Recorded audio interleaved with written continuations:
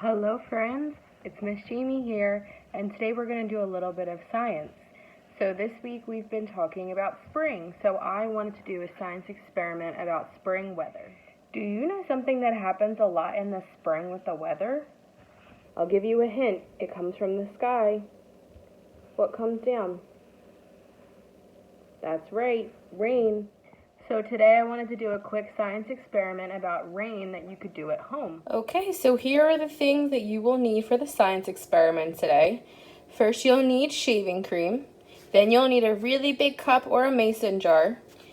Whatever food coloring you want to make rain with. I chose red today. And also lots of water. So as we're going through the science experiment, I want to explain to you the water cycle. So the first part in the water cycle is that there are oceans and lakes and creeks and all these big bodies of water, and the water in those evaporate into the air. The first step in the science experiment would be to add our water. And that wasn't enough water, so I'm going to add a little bit more just to bring it higher up. That looks perfect. So the second part of the water cycle is that the water that came from the oceans and the lakes that went into the air is now going to come into something fluffy and white. And do you know what that is? What are those called? Clouds. That's right. So the next part of our science experiment is to add the clouds. And as always, it can get a little bit messy, so Miss Jamie put a paper towel underneath just to protect the table. So the third part of the water cycle is rain. So when the clouds get big and fluffy and they fill up with water, they need to get rid of that water.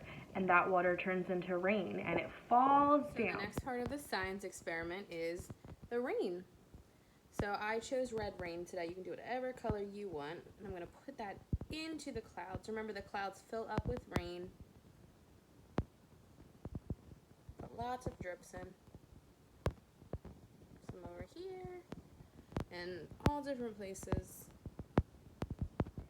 And the very last part, or the fourth part of the water cycle, is that the rain that came from the clouds is going to return back into the oceans and the lakes and the creeks and all the places that it originally got the water from. So the last part of my science experiment is I'm going to add in a little more water.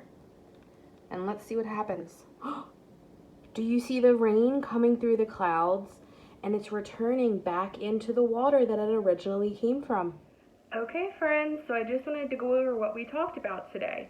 So the first thing we talked about today is that there are 4 parts to our water cycle. We learned that the first part of the water cycle is that there are big bodies of water, some called oceans and rivers and creeks, and they evaporate or disappear into the air. We also learned that the second part of the water cycle is that that water that evaporated or disappeared into the air turns into big fluffy white clouds. We learned that the third part of the water cycle is that those big fluffy white clouds fill up with rain. And the fourth, or the last part of the water cycle, is that those big fluffy white clouds that are full of rain will drop the rain and it will fall back into the oceans and the rivers and the creeks that it originally came from.